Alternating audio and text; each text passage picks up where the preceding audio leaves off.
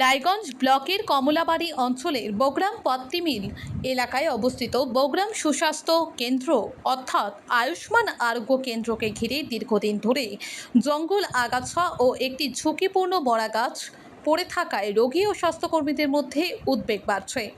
প্রায় 2 বছর আগে সাধারণ মানুষের স্বাস্থ্য পরিষেবার স্বার্থে কেন্দ্রটির উদ্বোধন হলেও বর্তমানে রক্ষণাবেক্ষণের অভাবে চরম দুর্দশার ছবি সামনে এসেছে।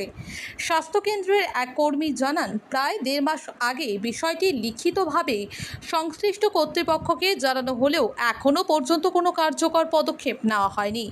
তাদের অভিযোগ, স্বাস্থ্যকেন্দ্রের চারপাশে আগাছা ও জঙ্গল ভরে যাওয়ায় রোগী ও কর্মীদের যাতায়াতের সমস্যা হচ্ছে। পাশাপাশি সাপ, পোকামাকড় ও মশার উপদ্রবও বেড়েছে। কেন্দ্রের পাশে দাঁড়িয়ে থাকা একটি মরা গাছ যে কোনো সময় ভেঙে পড়ে বড় দুর্ঘটনার কারণ হতে পারে বলেও আশঙ্কা প্রকাশ করেন তিনি। এ বিষয়ে স্থানীয় যুবক দেবাঞ্জন দাস বলেন, বিষয়টি প্রশাসনের গুরুত্ব দিয়ে দেখা উচিত। নতুন সরকার গঠনের পর স্বাস্থ্যকেন্দ্রটি আগের মতো স্বাভাবিক ও পরিচ্ছন্ন পরিবেশে পরিষেবা দেবে বলেই তাদের আশা। এ বিষয়ে ব্লক মেডিকেল অফিসার অফ হেলথের সঙ্গে যোগাযোগ করা হলে তিনি সদ্য দায়িত্ব গ্রহণ করেছেন। পুরো বিষয়টি খতিয়ে দেখে প্রয়োজনীয় ব্যবস্থা নেওয়া হবে বলে আশ্বাস দেন তিনি।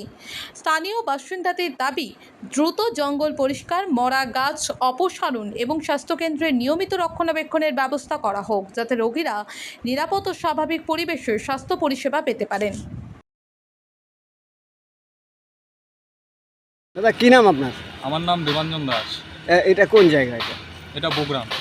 এই যে আপনার পিছনে যে স্বাস্থ্যকেন্দ্র, হ্যাঁ, ঝড় ঝাড় জঙ্গল হয়ে বসে পড়ে আছে, অস্বাস্থ্যকর পরিবেশ, হ্যাঁ। একটা পুরনো গাছ ভেঙে যে কোনো সময় বিপজ্জনক হতে পারে, হ্যাঁ। কি বলবেন এই বিষয়ে? এই বিষয়ে যখনই এই দিক দিয়ে যাওয়া আসা করি তখন এদিকে নোংরা আবর্জনা পড়ে থাকে।